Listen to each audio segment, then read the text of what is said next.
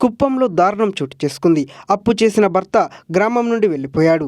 ఈ క్రమంలో అప్పు ఇచ్చిన వ్యక్తి మరియు అతడి కుటుంబ సభ్యులు కలిసి మహిళను చెట్టుకు కట్టేసి దాడి చేశారు. వివరాల్లోకి వెళ్తే కుప్పం మండలం నారాయణపురం గ్రామానికి చెందిన తిమ్మరాయప్ప అదే గ్రామానికి చెందిన మునికన్నప్ప వద్ద 80,000 రూపాయలు అప్పు చేశాడు. ఆ తర్వాత అప్పుల భారం భరించలేక భార్య కుమారుణ్ణి వదిలేసి వెళ్ళిపోయాడు. దీంతో అతని భార్య శిరీష పుట్టిల్లు శాంతిపురం మండలం కెంచనబల్లలో ఉంటూ బెంగళూరు వెళ్ళి కూలీ పని చేసుకుంటూ జీవనం సాగిస్తుంది. అలాగే కుమారుణ్ణి చదివిస్తుంది.